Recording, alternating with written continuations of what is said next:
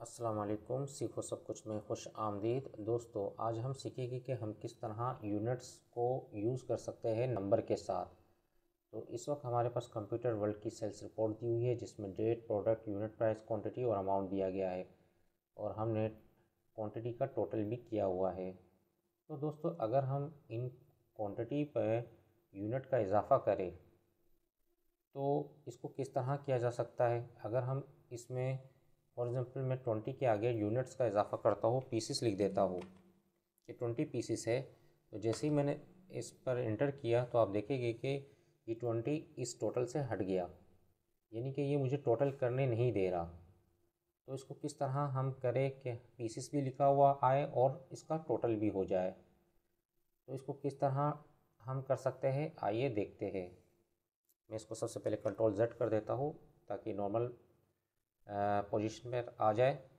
सबसे पहले दोस्तों, आपको सेलेक्ट करना है टोटल क्वांटिटी को, और यहाँ नंबर पर आना है, नंबर फॉर्मेट का।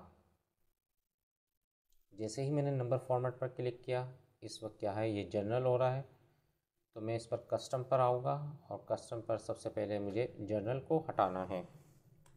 यहाँ आप टाइप कर दें 0, स्पेस दें क्योंकि मुझे पीसीस लिखना है, स्पेस के बाद डबल कोट, उसके बाद आपने लिखना है पीसीस और डबल कोट, और ओके पर क्लिक कर देना है। तो दोस्तों, आप देखेंगे कि पीसीस का इजाफा भी हो गया और टोटल भी बिल्कुल सही आ रहा है, यानी कि ये टोटल भी कर रहा है। अमूमन ये होता है कि अगर हम नॉर्मल पीसीस लिखते हैं तो वो उसको टेक्स्ट कंसिडर करता है और टोटल नहीं करता।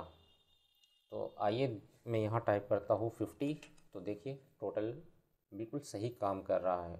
तो इस तरह आप यूनिट्स का इजाफ़ा कर सकते हैं नंबर के साथ माइक्रोसॉफ्ट एक्सेल में।